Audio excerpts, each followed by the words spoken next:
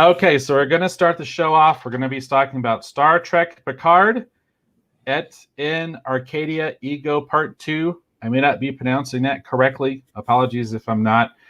And at the same point, we're going to talk about the finale, but we're also going to get into just the show, I think, just overall in general. We want to talk about general impressions. I think at this point, it's okay to talk general impressions for the first season of Picard in total. So let's just go ahead and get it out there. I know some people have not been thrilled with Picard. I imagine there's some people out there that liked it. I see people posting about it, but they don't actually come on the show and actually talk about it. So we'll kind of see how this goes. So I'm going to start with our guest. Please, PJ, tell me, what are your overall general impressions of the finale episode of Star Trek Picard? Well, as you guys know, I'm not a big fan of this current, trend of Trek. I do think Picard is better than Discovery, and I don't want to get into this whole debate now. That's not really your question, but I want to just give a background on my position, my perspective. I mean, so I thought actually it could have been worse, to be honest. So I thought it could have been worse. I thought that there were some decisions made that were,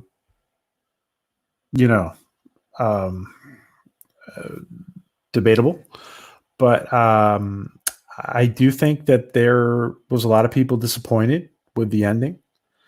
I feel that they try to do something cute there, where Brent Spiner now is playing a human, and now Picard is playing an AI body. Well, he's not. I don't know. It's not really clear if it's really him in the body or not. But anyway, I thought it was okay. It could have been worse, but I did not like it too much. What did you guys think? Well, yeah, let's go ahead and throw it over to Eric. So tell me, Eric, what was your general impression of the finale episode of Star Trek Picard? Well, it's kind of, I feel like a broken record. Once again, I have to talk about the uneven nature of the pacing, the uneven nature of the tone. There are moments that are meant to obviously be very serious, but they're like punctuated by moments that are almost like slapstick. Angus really annoys the heck out of me. I hate that character. And she's just really annoying because she literally is like psychotic and bipolar. She's like really goofy one minute, and of course she's murdering people the next. And I just can't get over that. I can't get over that. The fact that she is a cold-blooded murderer, and that all of a sudden she's just like this goofy, she's nerdy, she's like, she's cool. I mean, it's just, I can't take it. I can't take it. I think she's beat Raffi as my favorite character. You know what I mean? I had a lot of issues with Raffi, and now Agnes is my favorite character. Can I ask you a question, Eric? Do you mind? Yeah, go ahead. Do you remember? It was really concerning to me, the fact that in the last episode, I think it was episode 9, that Picard is in sickbay and he's like sleeping and sick. Well, he's asleep and he's unconscious in sickbay, and they leave him there with her alone. And the last person she was taking care of, she murdered. Right. Yeah. It doesn't. One of the things that I pointed out is this show. I say this all the time. Continuity is the enemy of lazy writers. And these guys are so lazy, they will not even follow their own continuity. We've established, like you said, that Agnes murdered Maddox because she was left alone with them. She had the opportunity, so she did. So what does the motley crew do? They leave Agnes alone with Picard, in sickbay. And Maddox was her lover. Right, that was her lover. That's right, that was her lover. And like I said, they don't even follow their own continuity. They establish something in one episode, and then the next episode we're supposed to just forget that. We're just supposed to forget that happened. And then I heard Kurtzman was piping off about how there's no way you could believe maintain 50 years of continuity in Star Trek. That's impossible. Yeah, it's impossible, you hack, because you can't even do it in your own show.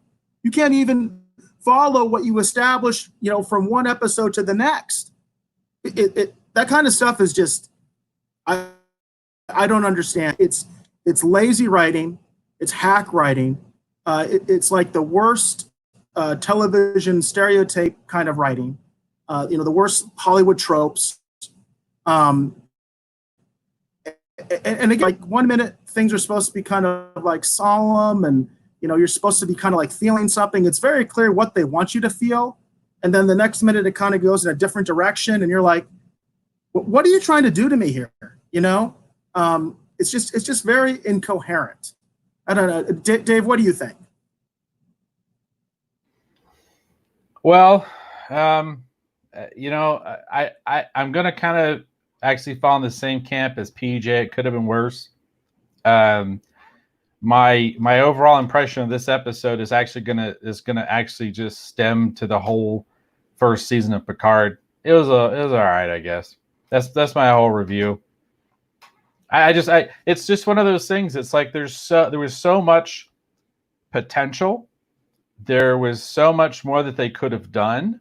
I saw people after we theorized it, actually on our show when we did our soft launch of the writer's room, because I talked about it'd be fun if the ancient AI was related to Ruck from that episode, What Little Girls Are Made Of. I may be getting the episode title wrong, but of course played by Ted Cassidy, and he kept referring to the race that created him and left them there. He kept calling them the old ones. Like I kept thinking, it's like it'd be fun if that classic Trek ancient synthetic, civilization would be connected to this, because we don't really know much about that but ancient. Dave, you can't possibly have continuity with 50 years of Trek. I mean, that's just impossible, Dave. That's just not possible. You're crazy, man. You're crazy. You just can't do that.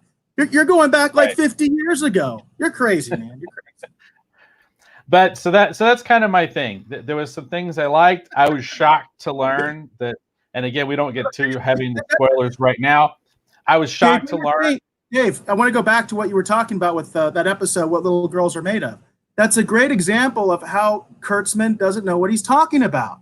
This is a guy that doesn't like Star Trek.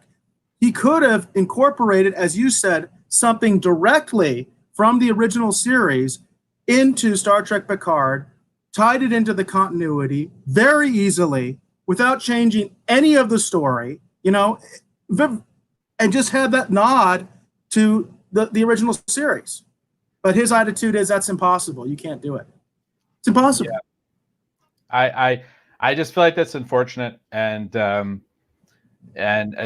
was shocked to learn. Again, we don't want to get too heavy into spoilers right now, but I was shocked to learn that the moment I kind of enjoyed the most in this entire episode apparently wasn't even supposed to happen. Apparently, it was a last-minute change. They had something completely different planned. Riker? And I was shocked. I was like, "What do you mean that wasn't originally planned? You were going to have the foul-mouthed admiral come on there, and was she going to tell the Zot Vosh to F off? Like, she sure loves to do that. Why I guess she should have showed up and told him to F off. Why not? She told everybody else to F off. I feel like she told me to F off. Anyhow. So yeah, let's just get into the deep dive, because we're already into it. So right. You're talking about Riker, right? We're talking about the inclusion of Riker, which I think is the universal moment that almost every fan, even if they hate Star Trek Picard, they at least liked Riker showing up. But I want to point out that there's still a huge problem with that. There's a huge problem with that, okay? First, there's a lot of problems with it. But the number one problem to me is just not understanding the simple concept of he's a captain who was in the reserves, and up until like yesterday, I mean, it's only been like 2 days, he was sitting in his cabin on that other planet. Right. Not a lot of time has passed. He said he was on the active reserve list. Okay. Which, I guess that would be the equivalent in our society of a drilling reservist, 1 weekend a month, 2 weeks a year. I don't know exactly how Starfleet does it, but he did say active reserve, and that's how active reserve works here. Okay. And then the next thing you know, he is commanding the entire Starfleet, essentially, like the whole fleet, which, by the way, they're all the same ship, which just irritated the heck out of me. That they couldn't even design new ships. It was one ship that looked like the Enterprise E to me. I mean, it looked exactly like, there's some differences, I think, but it looked like the Enterprise E to me. And he's a captain. Okay, all they had to do was establish at least that he was an admiral and he's in the reserve at least. I mean, again, they don't follow their own continuity. He's a captain. He wouldn't be in charge of the entire Federation fleet. He's not an admiral. Captains are not in charge of multiple ships, except in extreme circumstances. So Eric, he would have to be an admiral. But Captain Picard has assumed command of a fleet as the captain of the flagship. As I mentioned, that's because it was in the midst of a battle where the command ship was destroyed. So that's even within Trek. You know, like in First Contact, for instance, when they're fighting the Borg, Picard assumes command of the fleet because the command ship has been destroyed, and he's the most senior captain there. So that makes sense. That makes complete sense. If there's nobody else higher than him, then it makes sense for him to take command. But the fact of the matter is, traditionally, if you're in command of multiple ships, you're an admiral. There are exceptions to the rule, but generally you're an admiral. And all they had to do was say that Riker was an admiral. But I still think it doesn't make any sense that 2 days ago, or 1 day ago, yesterday, basically, he was sitting on his cabin, twiddling his thumbs, and now he's in charge of the entire Federation fleet. That doesn't make any logical sense. That doesn't make any sense. It just doesn't. And like you said, Dave, we know they basically just threw that in there. And that's why it doesn't make any sense, because they threw that in there as a feel-good moment, which it was nice. I'll tell you this. Frakes does look good in that captain's chair, in my opinion, okay? I think he looked good in that uniform. I think he looked good in that role. He's still got that swagger, that Will Riker swagger in the chair. I liked it. I'm not saying I don't like it. I'm just saying that it didn't make any sense. And that's my point, is like, I've always said that this show is like puzzle pieces that they're trying to force together that don't actually connect. And so you've got like one little moment that's kind of cool, but it doesn't fit any of the rest of the narrative. It doesn't fit what we've already been told. It's been established that Riker's been sidelined. He says it. Why is he all of a sudden in charge of the entire Federation fleet? Yeah. It doesn't make sense to me. And I think the thing that drove me the most berserk was that they did just kind of have, it looked like every single ship looked exactly the same. And all I could think of is like, all I could think of is I know they have different looking ships that they should have been able to use for that scene, because they've got that Star Trek Starfleet battles game I keep seeing advertised on every single mobile device.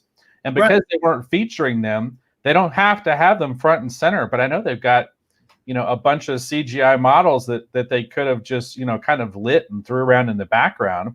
Even because it's been established in Next Gen, they could have even had some even older ships from other things that they've used. I mean, just to kind of fill the scene so that there was more variety, and it felt more like an actual active Starfleet as opposed to this manufactured moment. Right. You basically copied and pasted the same ship over and over, and they did the same thing with the Romulans. Why couldn't we have seen a couple of the Romulan ships from the TNG era? You know, they showed us a classic bird of prey that was actually in Picard. Why couldn't there have been some of those? One thing I really hate, and J.J. Abrams did the same thing in the last Star Wars film. I hate this thing where they feel like if I fill the screen with ships, that's like really awesome. To me, it's just confusing and stupid, because it's like at some point you lose what's going on. And then, of course, these guys, I mean, this is not like watching Return of the Jedi where you can freeze frame and you can see a Mon Cal cruiser and a Star Destroyer doing broadsides on each other, and you would have missed it if you didn't freeze frame it. They're not doing that kind of stuff. This is like cut and paste. They just fill the screen with ships, and you're supposed to be like, wow. You know what I mean? Like, wow, look at all those ships that all look exactly the same. And I'm supposed to be impressed because the screen is filled with them. Did you want to share that picture? Eric? Hi, Dave.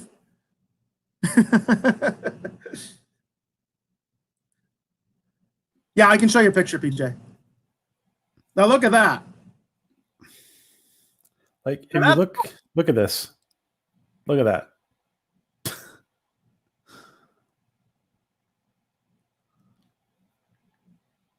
Yeah. No, is this when they're first warping in? I don't know when this is, but there's a couple. Yeah, it's just like there's This is either from Picard, right? this is from the 10th episode of Picard. Yeah. I'm going to blow this up because I couldn't see it all that well at first. So, yeah, I can't see any difference between the ships. Yeah. Yeah. And that's another thing is it was very hard to see any detail on the ships to begin with. They made the images very quick. And there was no fighting. You have all these ships that's supposed to be impressive. And we never get to see the Romulan and Starfleet ships fight each other. Doesn't happen. It's just a standoff.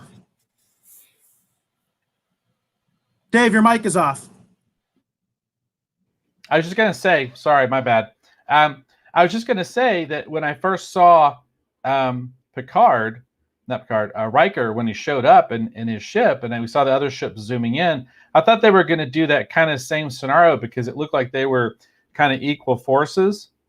And so what I thought was going to happen is, in classic Riker style, he's going to be like, oh, well, we're not here alone, and then you'd see like the cloaking devices come off and you'd see like Klingon warships maybe flanking them or something, and you hear the da-da, and then you'd realize it's like, okay, well, the Romulans have clearly written a check that they can't cash. And it's just not, no matter how bad they want to destroy this planet, it's not happening today because the Federation, has basically said no, we're not doing this. But it was just weird. It was Riker, and I was happy to see Riker. I thought it was cool to see him in command. But it did look like it was just the same ship, copy and pasted all over the place, and I just felt like it kind of cheapened the moment for me. No, I couldn't agree more, and it was just kind of silly. I mean, the way that the Commander Ono just kept delaying the attack and just kept delaying it, and she kept saying silly things like, begin. Planetary Plan 5 annihilation and stuff like. I mean, just like we're talking like 40 serial type lines. I mean, it was just bad dialogue. I mean, it just didn't make any sense. In my mind too, it's like we're talking about like one little village. Now, granted, the Romulans may not know how many synths there are, how all that kind of stuff. But it's just massive overkill, the amount of ships that they have to destroy this tiny little settlement, And then the fact that the Federation basically brings their entire fleet as well to this planet that is not a Federation member. In fact, even, again, going back to their own continuity, what Picard does is he says, we should establish diplomatic relations. Establishing diplomatic relations doesn't mean they're suddenly like in NATO and we are going to invest our entire fleet to protect these people when Starfleet wouldn't do that for the Romulans when their star went supernova. It's like nothing makes sense even within the continuity of the show because we've already had things established where, quote unquote, the Federation is turning their back. This is not, this is not the Federation that we grew up with. This is a different Federation. And they're not following those rules. Now, all of a sudden, the entire fleet is willing to put themselves on the line for a bunch of synths that want to destroy everybody. And that's the other thing that really irks me. These, up until basically the last minute, the synths are planning to destroy all organic life in the galaxy. That's their plan. And yet, Picard seems to be like, oh, well, I'm going to put this all on Soji. This is a great plan. I'm gonna let Soji decide the fate of the entire galaxy. Does that make any sense? I'm going to allow one person, based on her intuition and the fact that I think that she's a good person at heart, you know what I mean? I'm going to let her decide when she's in the middle of building the communication device to call in the synths to kill them all. That's the plan. That's the plan. Let me just say that the communication device looked like a new Guggenheim Museum, by the way. It was just like this. It didn't look anything like a communication device. Well, and again, it goes back to the fact that like from a design standpoint, I don't understand what they're like. They've got the weird flower things. I kept expecting to see, like, since they had these crazy space flowers to defend the planet, I kept expecting to see more organic, amorphous, kind of this, a 60s style sci-fi, modern interpretation of, it's weird because with the flowers, I told Eric on the previous episode, I didn't have a huge problem with the flowers if they would just follow up the design concept in the settlement some sort of way. If we'd see more things from the synth stabilization that seems to, you know what I mean, bring this idea across. Well, again, they don't follow their own continuity, Dave. That's my point. They do not follow their own continuity in this show. The technology that you see, PJ, I think you've watched Stargate, right, PJ? Oh, Stargate, yeah, totally. Okay, so because I don't think Dave has watched Stargate, but there's a race in Stargate called the Replicators. Okay, yeah. And the Replicators are basically a machine race. And when Shoji was building that looked like a straight up ripoff from Stargate SG-1 of the Replicators. Looked exactly like the Replicators. Did you notice that, PJ, or do you notice it now that I said it? What you mean the communication device? Yeah, the array. When the array was like built like stacking up like the Replicators from Stargate SG-1. And the thing is, it just seems like they're ripping off everything. You know what I mean? I mean, also I'll point out in terms of ripping off everything, going to Ron Moore's version of Battlestar Galactica, when the Zot Vash, well, I guess we found out he's a Zot Vash washout. Soji's boyfriend is a Zot Vash washout because apparently he's a man, so he washed out of the Zot Vash. He says the story of why the Zot Vash are the way they are, and it's Battlestar Galactica. It literally is Battlestar Galactica. It's everything that happened before is going to happen again, because he was saying it was history. And basically, this is a cycle that constantly repeats itself, where humans or organic life builds synths. The synths destroy the organics, and then it all starts all over again. It's exactly what he said. It was a straight up ripoff of Battlestar Galactica. And Katie's in the house. She says hi. Said she's running a little late. But Katie, we're glad you're here, and we do look forward to your comments. So please feel free to comment on the show and your thoughts and all that. But do you guys recognize this image? Yeah, it's from the opening title for Discovery, which I thought was kind of. I was kind of surprised to see that. I thought it was from Picard. No, that's opening titles from Discovery, and it's weird. I guess they intended to do this flower thing the whole time. I don't know. There's so many things. Hi, James. There's so many things from Picard and Discovery that still just don't make a lot of sense to me. I for example, well, you know what? We're going to do the writer's room here in a few minutes, and we'll worry about it then. All I'm going to say, like I said, it just I like seeing Riker. I like the comment. I like the comment. Again, I blame Q for the continuity issue. So, for me, I liked seeing Riker in the captain's chair. There were elements of the Data scene that I thought was kind of nice. Picard and Data saying goodbye. I didn't like the fact that I was having to watch Data die yet again. What was the point of Data? Okay, Actually, I know the answer to this question as far as what the producer said because I watched the writer's room, and it's the most unsatisfying answer I've ever heard. It's the stupidest thing I've ever heard. But I'm like, there's no reason for Data to die. If Data is plugged into this consciousness of this machine, Data can essentially live forever. He is a machine. And of course, what they decided was, this is what Akiva said, they decided that the most human thing is our mortality. It's our mortality that makes us human. That is the stupidest thing I've ever heard in my life, that your mortality, the fact that you're going to die, is what makes you a human being. You know what? You know who else dies? Every single other freaking living organism lives and dies.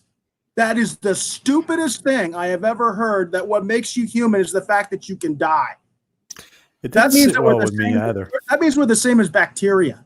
Because bacteria can die. All I'm going to say is this. What a horrible message for right now. That's it. What a horrible message for right now.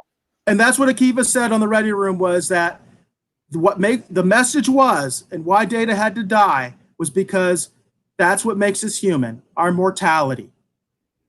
Every other effing organism on the planet, and probably other life on every other planet, if there is, they live and they die. It's a commonality. It is not what makes us uniquely human. They have lost the message completely.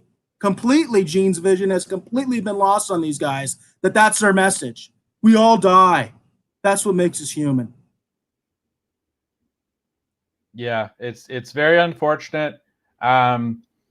You know, and all I'm going to say is just there were elements of that moment with Picard and Data, because I was hoping to see the two of them together again. And there were elements of that I kind of liked. But, you know, when Data asked Picard to basically take him off life support, essentially, all I could think of is like, why am I watching this? Why in the hell am I watching this? And the other point is Data already died. Why do we have to see him die again? Why do I have to see this again? Like, you know, you literally have the ability, because you're going to do more seasons of Picard. Why not, you know, put him in a synth body too? But let me answer one thing about that. This whole thing about Brent Spiner being concerned about him not being able to play Data is bullshit, because all those synths now have a human body that he could be himself and still be Data. Like, you need no makeup at all. Yeah, I totally agree. I brought that up as a scenario with bringing back Lore, was that Brent Spiner could actually be one of the biosynths, like Soji, not the Data synths, you know what I mean, for lack of a better term. And he could have just played it that way. We do have a comment here from the Rogues Gallery from Katie, and I've heard her talking about this online, and I feel really bad when I see this. But Katie says, "This episode broke me as a fan. I'm absolutely devastated and disgusted with what Jerry Ryan allowed Seven to become.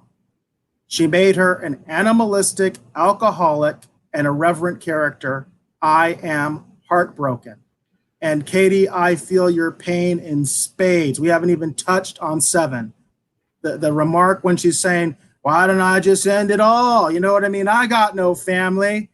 I mean, Katie is like the #1 Voyager fan, and I can't imagine how tough that is for her to see that, to basically discard Voyager completely, which is the show that gave us Seven in the first place, and to just discard all that and basically show us that Seven is a murderer. She's an alcoholic. She's hopeless. She's suicidal. I agree, Katie. I mean, it's sad, and I feel for you, Katie. I really do, because I mean, I can imagine if, like, my favorite Star Trek is the original series. If they did something like that to Kirk, you know what I mean, or did something like that to you know, any one of the original series characters, I would be heartbroken too. I'd be like, what the hell is this? You know, like Eric, Kirk, wouldn't you say? I have no one, you know.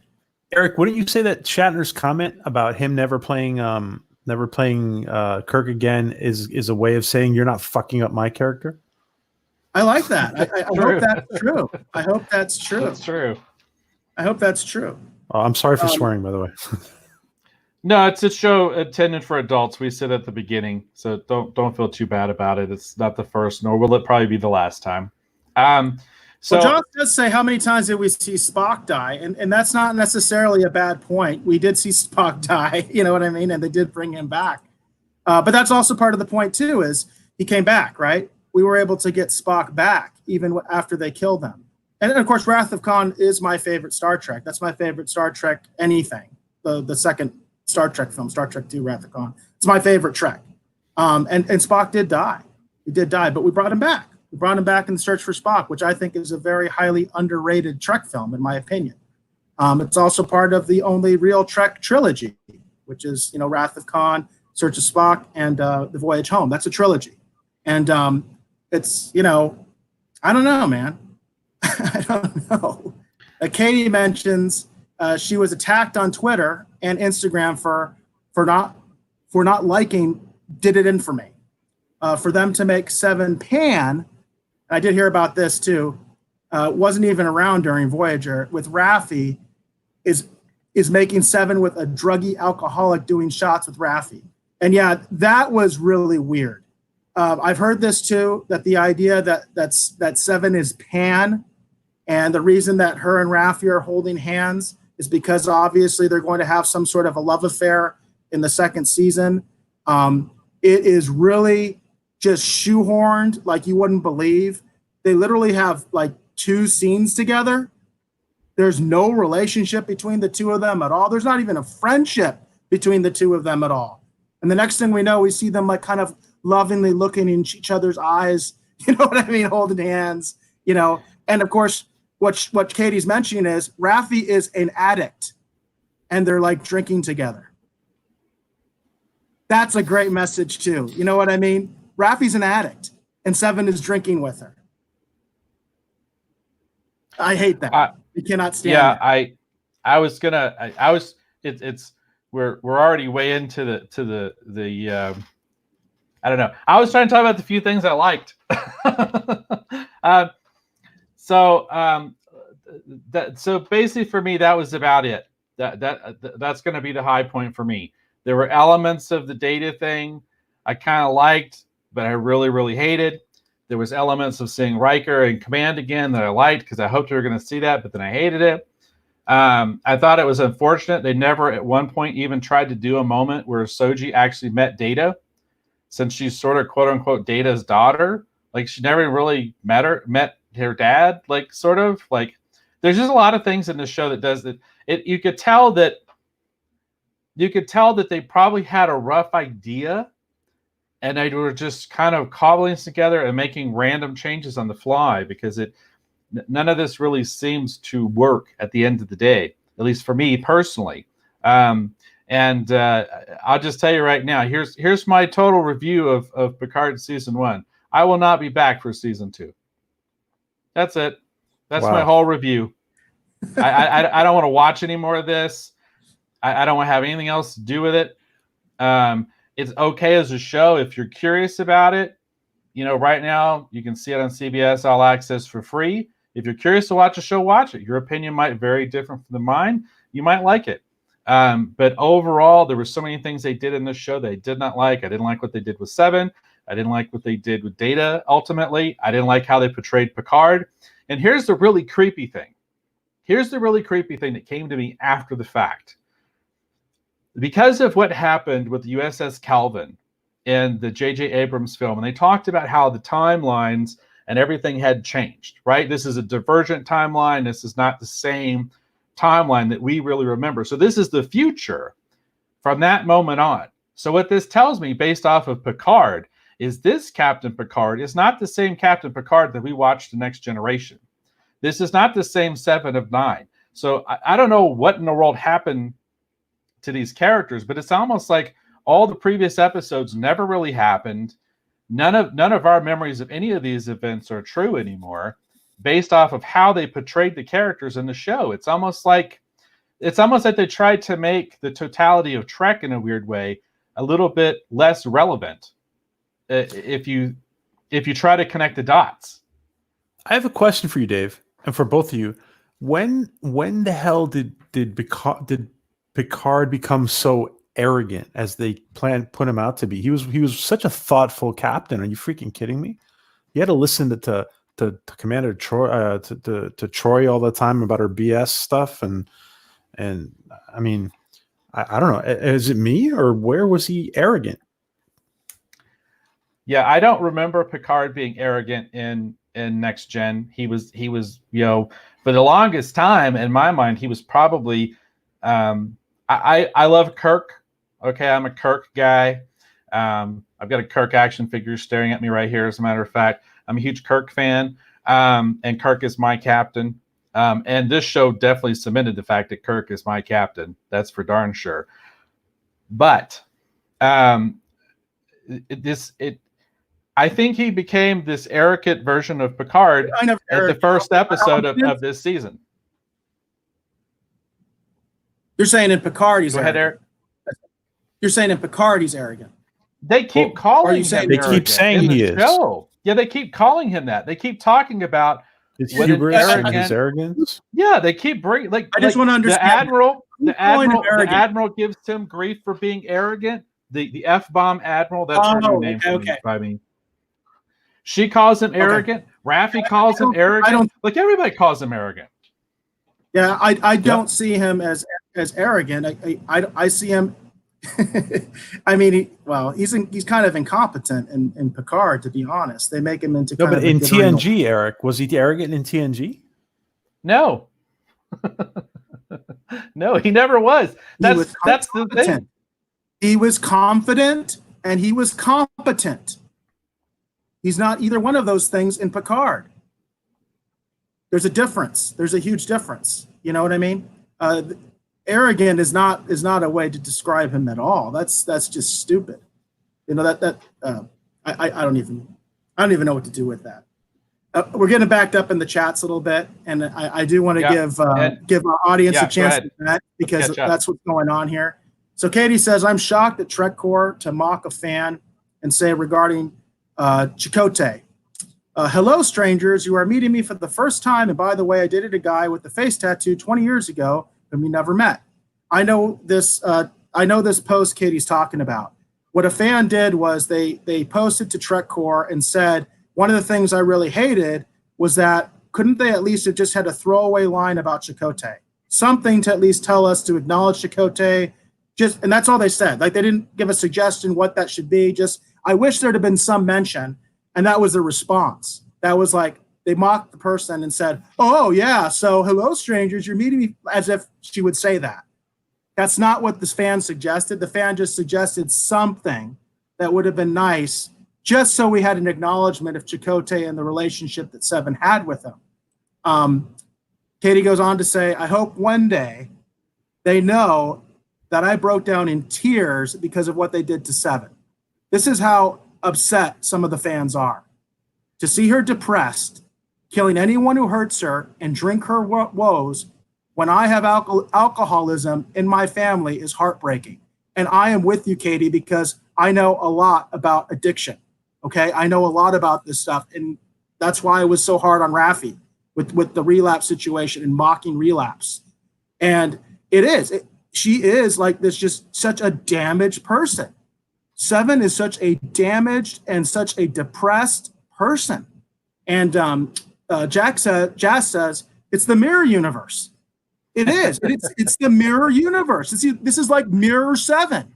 This is Mirror 7. This is Mirror Picard. This is actually, you know what, Dave, you'll appreciate this. This is Bizarro Picard. This is Bizarro World. This is Bizarro Picard. It's not even, don't even give it the dignity of being Trek Mirror Universe. This is Bizarro World, like the cube-shaped planet of Bizarro World, you know? Yeah, it's crazy. Got a couple other comments here. Oh, Man of Sand is back. What does Man of Sand have to say? It says, hello. Well, it's nice to see Riker come to Picard's rescue, which we all agreed on. He leaves a happy Picard who instantly collapses after into a death swoon, only to die. I hated that too, by the way. Only to die among his newfound cast of friends. No love for TNG fans. I did catch that, Manasan, and I hated that. But Riker leaves him. He dies, and he dies with a bunch of strangers, essentially, at least for us. I mean, they're strangers to us. I don't care what anybody else says. They're nobody to us fans. Even if he didn't die, what the hell is the point of warping in and warping out? What they wouldn't leave two ships there? Shoehorned in, PJ, because it was shoehorned into the story. It doesn't fit with anything else. They shoehorned it in for pure fan service because they knew we would like it, which I did. I said, Jonathan Frakes still got it. I wouldn't mind seeing Jonathan Frakes running around on the Titan. There was always this proposal for a Titan show that I thought was a great idea. And now when I see that, I was like, I think Frakes could have done it. That's the show I want to see. You know what I mean? But it doesn't fit with Picard. It doesn't fit in Picard at all. And Manasan goes on to say, Picard now seems to be reborn as a robot duplicate of original Picard, conveniently of the same age. Is he really the same person after this? What was the purpose of this last moment transformation? What was the purpose, guys? What the hell was the purpose of putting him in an old man's body? Let me wax poetic about something here for just a moment. Okay. Many years ago, I was working on this treatment for this comic book series I wanted to do, and it was called Atlas. And the basic premise of it is that an American astronaut disappears, and then many years later, this robot being shows up, and he's been put there by this alien civilization to study the planet, kind of like Day the Earth Stood Still style, in order to determine if whether or not we should be allowed to continue to exist, because we may be a danger, to the universe as a whole because of our predilection towards war, such on and so forth. Okay. The twist of the story, because I'm never going to do it at this point anyway, the twist of the story basically was that he actually fights against the alien civilization. He's tearing through the ship, and then he basically finds himself a prisoner on the ship, even though this robot eventually believes that he is him. So it's kind of the Swamp Thing idea. So the idea is human consciousness in an android body, because there's these really interesting research papers that have been written that talks about how we as a society and civilization must continue to move forward as we integrate more and more technology, that we're going to become more like cyborgs. And there's also some theoretical papers out there about the idea of taking the consciousness and memories of a person, putting them into a robot body, and could you technically, quote unquote, live forever? So it's a very interesting real world science concept that they can explore in a science fiction form. But at the end of this episode, they said, oh, well, you're just the same. You don't have any special abilities. You're not going to live forever. It's just like, so you're not even going to explore this idea that's a very real, interesting science concept that you could have explored with Patrick Stewart, who's such a great actor. Like you could explore that concept. It's a huge philosophical concept as well. It's a huge philosophical debate as well, and even a religious and spiritual debate as well. And there's none of that is in this. In fact, there's actually a throwaway line that I found offensive. There's a throwaway line when Raffi and Rios are fixing the ship, where they basically talk about him not having a soul. And I thought that was in there for a reason. I understand what they're doing. I understand the method of their madness. Okay, they're trying to say there is no soul. There's no such thing as a soul. Therefore, all you are is the sum of your memories. And I find that offensive. Okay, because that's not something. There are lots of people that would disagree with you. You're absolutely right, Eric. Absolutely right with what you just said. It's a throwaway line, but it's there. She says you don't have a soul, and that, because like you said, Dave, this is a topic that could be treated with a lot of deep thought and reflection, because it gets to the core of what are we, who are we, all that kind of stuff. And it's just kind of all tossed aside, and it's very like cartoony. You know what I mean? Like it's not treated in any kind of a serious way. I wouldn't even say it's, in my mind, it's not even cartoony. It's just a waste, because it's a very real, interesting thing that could be explored, and it's something that I think as we continue to move forward, it's something that we need to begin to ask ourselves. And it shows a real, unfortunately, lack of imagination, that they're not even willing to explore these ideas in the next season of Picard. Because all I could think of is at the end, they show us they're all together on a crew on board this ship. And I'm like, why the hell are they working together? Rios was hired to, run them out there. They didn't really get along very well. Why is Seven still there? Isn't she part of the Fenris Rangers? Even though so far we've only seen one. Like, it doesn't make any sense to me why they gelled as a crew. Agnes is a murderer. Like, what are you trying to say? At the end of the day, that was the thing. When they showed us the shot of them all coming together, I'm like going, what is their mission? They've accomplished their mission. No one can still tell me what in the hell Soji's mission was, but they've accomplished whatever the heck it is they're trying. Why are they still together? They're not Starfleet, so it's not like they're serving on board a ship, so it makes sense that they would go to their next mission. This is a bunch of random individuals that were thrown together for one basic purpose, and it's over. Shouldn't they just go back to Earth and go their separate ways? Is that season 2? They just go back for them to stick together. Again, I don't get it. Puzzle pieces don't fit. Okay, what they said originally was that this is going to be basically a 30-hour movie. If you look at it that way, yes, this is the first act of a movie. That's what the season was, because that you basically got the crew together, right? So now we can go on to the next part and the adventures, right? But it doesn't fit the story that they told us. It doesn't fit because it's all these jumbled pieces again. It's the puzzle pieces that are jammed together and they don't fit correctly. Joss says he does mention that Uhura was once tempted with eternal youth with an android body. I do remember that. Yeah. I do. And that's another thing is that goes back to what Dave was talking about with TOS. TOS had several android-like themed episodes where they talked about androids and artificial life. And it would have been very easy to tie these things into Picard. But again, Kurtzman says it's impossible. You just can't do it. Just impossible. It's just not possible. And then Katie says, I'm religious and found that soul comment foul. Also, the euthanasia message was disgusting. This series with nothing but pro-euthanasia message, which Stewart is for. Picard pulling the plug on Data. That is a good insight, Katie. That really is. That is a good insight because that's what it was. It was like a euthanasia kind of thing with Data, and it's totally unnecessary. It doesn't make any sense because Data's an android. And an android, we assume, could live for, millennia. And I want to mention this, too, in terms of how bad these guys are and how they are not Trek fans.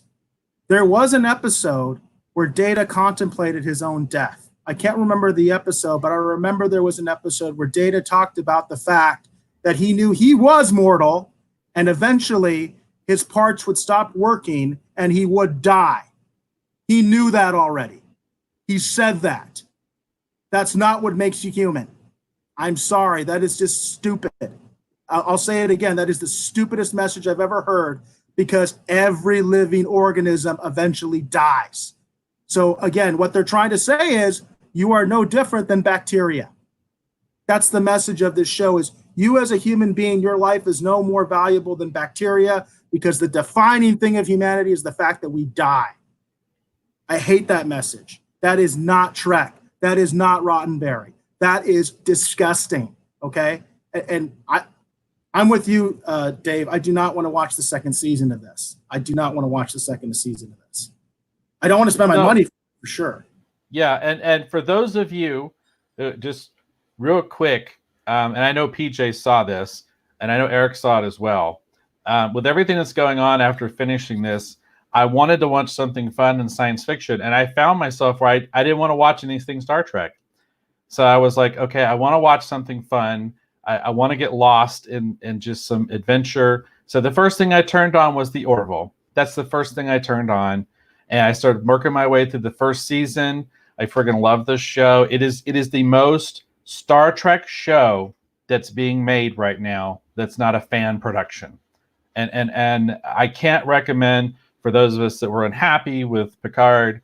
I think the Orville is that's going to be the place for us to go because I feel like Seth MacFarlane, the staff, they understand what Star Trek is, and they have very real world relevant things to discuss on the show. I think they did a better job of examining the concept of AI on the Orville than what they even tried to attempt to do. Like, they didn't even attempt to do it on Picard. It's just a throwaway subplot. And then on the Orville, they actually got knee deep into it, and it was very interesting. I have a point to make here for the writer's room, and I think this is a good segue into the writer's room. I just want to acknowledge one more comment from Manasan. He says, I feel like the writers and showrunners were in a position of privilege to work with the characters and story universe we love, and yet they squandered their privilege by just hacking around and winging it. And that's exactly how I feel. This was a hack job, and they were winging it. The story is a mess. It is like a bunch of stories piled up on top of each other, going in all these different directions. It's like it's just this psychotic mess. And I agree with you, Manasan. It's a privilege. Absolutely. Trek. You know, to accentuate the thing with Orville, Seth MacFarlane begged to work on Trek, and they told him to go pound sand, so he made the Orville. Right, PJ? That's the story, right? That's what happened. Yep. He respectfully asked, I have a pitch for a Star Trek show. They told him to go screw himself. So he made the Orville. Good for him, right? Good for him. That's what the rest of us should do, right? Let's make our own shit. That's right. That's what, right? And that's what I have too. I have red skirts. You know, it's my love letter to what Star Trek was. I don't think it really exists anymore, unfortunately. But I still have my memories of Trek. I still have the original series. I'm going to be honest with you. I'm going to find it hard to watch Next Gen now. I feel like this really did damage my perspective and opinion of Picard. And I've heard that from other fans. I keep hearing that from other fans, and it really disappoints me because I want to point this out. No one, in terms of the producers or the writers, none of the producers or writers from classic Trek all the way to Enterprise, and I'll even include Enterprise. I have issues with Enterprise. None of those people were involved with Star Trek Picard. Not a single one of them. Nobody. Zero. Zilch. They're castmates, but no producers or writers were invited back. And that's very telling, and that shows you how they don't care about Trek. They just want to use the name for their own agenda. Katie says, I'm not watching a series that will degrade Roddenberry. I am a proud traditional Star Trek fan. Goodbye, Picard. Goodbye, Mirror Trampy 7. I will not have trash thrown in my face. I am worth more. And you are. We all are worth more. We're all worth more. I agree with you completely. And about the Orville, Josh said that the social media plot was awesome on Orville. And I don't know if I saw that one. Did you see the social media episode for Orville? Yeah, I did. Yeah, I did. It's season 1. I actually rewatched it the other day, and I thoroughly enjoyed it. It's very interesting. It's very topical. You know, and that's the thing that's interesting about the Orville. It still handles a lot of the same topics that people are championing, you know, Discovery and Picard for, but it handles it, in my mind, in a much more classic Trek sort of manner. And it has a very hopeful idea of the future, at least as far as we as beings from Earth have to look forward to. And that's what I want to do. I want to feel like that there's something hopeful for us. Right now, in my humble opinion, we need a hopeful message. We need to escapism, and we need to believe that maybe here in a few years, you know, well, not a few years, but a couple hundred years, whatever, that we're off traveling through space, having adventures, meeting alien civilizations, you know, and we're bettering ourselves by learning from these other cultures. I mean, I love that idea. And the Orville it basically explores that in a classic Trek nuanced way. But at the same point, they have their own perspective. They have their own spin. It's highly, highly entertaining. The score, the music, the design, it's such a well put together show. And I just found myself, when I got done with all this, I wanted to watch something that was Trek, but I just found myself wanting to walk away from all of this for a little while. And I found myself just turning the Orville on.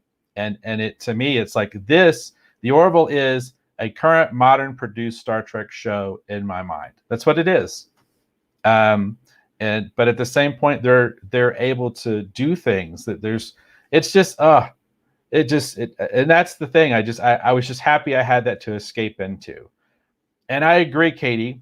Katie just posted a comment. She said, we need Pike, we need number one, and we need Spock. I agree, Katie. I really, really am hoping that that is what is going to happen. That we will, that the producers that are currently working in control of Trek, that they will listen to the fans. I'm a little leery about that too, but I'm very, very much hoping they'll listen to the fans, and that hopefully the Pike show can be a classic Trek show. They've run as far away from classic Trek as they can get at this point. Between Discovery and Picard, they're way off the map. So it'd be nice to have, even if it's only for one season, a modern, new produced Trek show that actually falls in line with Roddenberry's original vision. And I think the Pike show could definitely be that. That's what I'm hoping for. Whether they choose to do it or not, I don't know. I don't know, because it seems like either contractually or for whatever reason, they seem to be hesitant to move in that manner, even though there's tons of rumors that they're actually going to do something. I do desperately hope that they do that, because I believe that is because it'd be nice to have a show that's for those of us that are classic Trek fans, and then those people who want the newer stuff. Here's Picard, here's Discovery. I did like Discovery season 2. I've said that before. I think, and I do still believe Discovery season 2 is a much better Star Trek show for me personally than what Picard was. That's my personal opinion. Katie also has another comment here. She says, I cannot watch Star Trek right now and probably won't for a while. Picard makes me sick and Seven makes me cringe, even in the original form. The actors allowed their characters to be gutted. And I'd have to say, I think you're right, unfortunately, Katie. What they've done with these characters has damaged them in my mind as well. I was thinking, when I finished Picard, I was thinking, well, let me watch some classic Next Gen episodes and just get this out of my head, because I did not like Picard. But as I tried to watch a couple episodes, I found that I just didn't want to anymore. I was like, you know what? I don't want to. And then I have some friends who have always told me they're just diehard original series fans and they don't care for a lot of the other stuff. But I did enjoy Next Gen. I did enjoy, Voyager's not my favorite, but I did enjoy Voyager. There's quite a few episodes I quite love, actually. And all the stuff they did with the Borg and Voyager was great. There's all this wonderful, like I've told Eric before, there's several episodes of Enterprise that I really, really enjoy. But I found myself going, I don't want to watch this.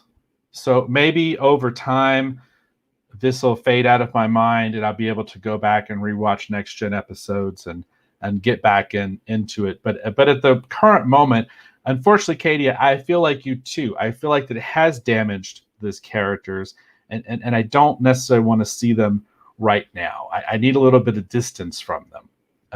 Katie also has another comment, and she says, they don't want a strong male lead on TV because all the feminists find it offensive. Disco season 2 was a heck of a lot better than Picard. Well, again, I think, Katie, we are in agreement, because I really like the second season of Discovery, and I really pulling for Pike. There's also some other good episodes, like the one that focused on Saru called, I think it's The Sound of Thunder. That is a really great episode. There's a lot of really fun, interesting things that they did in the second season of Discovery that I did enjoy. I'm a little leery about what they're going to do with season 3, just because I did not care for what they did with Picard. So let's hope that Disco season 3, carries some elements from season 2 forward. And, it's at least fun. But I'm going to be honest with you. I'm kind of on the fence. So I hope that season 3 can win me over. Eric and I have discussed the possibility of actually watching and talking about Lower Decks. Hopefully Lower Decks will also be fun, the animated show. But I guess we'll have to wait and see. And then we also have another comment here. This is James. He says, I grew up on the original, but like TNG and Deep Space, of course, Deep Space Nine. Yes, I loved Deep Space Nine. Cisco is such a wonderful captain. Even though initially he was the commander of the space station, he was a great captain. Deep Space Nine was great. TNG was great. I personally, I love original series. Original series, I think, at the end of the day, is going to continue to be my jam. I kept thinking about how this movie did the whole AI idea better. This is Admiral Kirk from Motion Picture. That whole bit actually in there where they're around the Voyager probe, which they called V'ger, and they're talking about what it needs to evolve, which is a fun idea. Instead of talking about death, talking about evolving into a higher form, higher forms of consciousness, and just this idea like that. That's a much more interesting idea to talk about. The idea that we, through technology, maybe we can become better. Maybe we can find a way to treat each other better. Trek had a really powerful, resonating message. That's why it's lasted so long. And at the end of the day, I don't understand. Like, the message from Picard is sort of like, okay, whatever, moving on. That's how I feel about it. I don't care for that message. The message of Picard, they said it very clearly, is that you are human because you can die. That was the message of Picard.